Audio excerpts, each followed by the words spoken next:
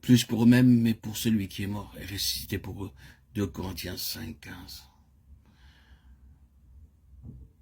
Nous avons vu que même Job, l'homme de qui Dieu donne un témoignage irréprochable, dut être traité par le Seigneur et amené sur la poussière jusqu'à ce qu'il dise « Je me condamne et je me répands sur la poussière et sur la cendre ».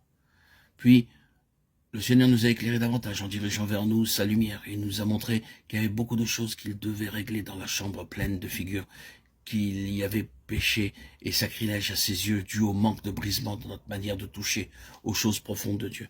Il nous a fait voir la nécessité de la crainte pieuse, du saint respect et du silence révérentiel quand nous parlons des choses divines.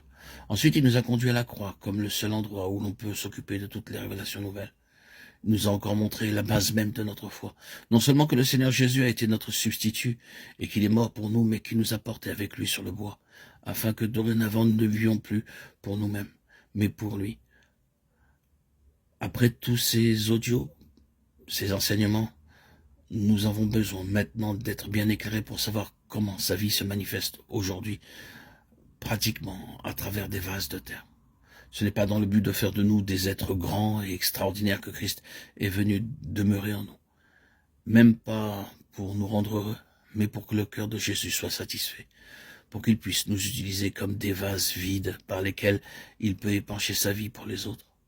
Peut-être d'une manière inconsciente, nous avons cherché une expérience, le réconfort et la paix pour notre propre jouissance.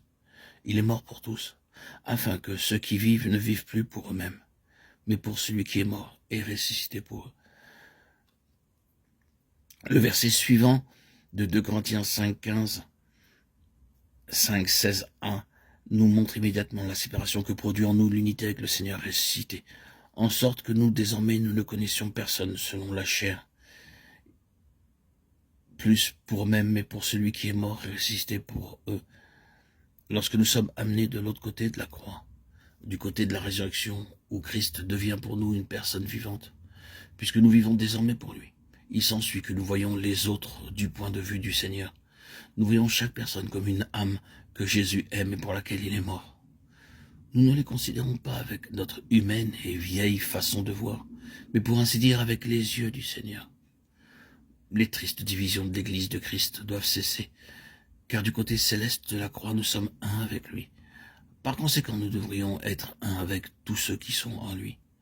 Dans le verset 16 de 2 Corinthiens 5, ne connaître personne selon la chair ne signifie pas nous rendre durs, inflexibles ou nous replier sur nous-mêmes, mais nous séparer de notre ego dur et exigeant, afin que l'amour de Christ se répande à travers nous, vers les âmes pour lesquelles il est mort.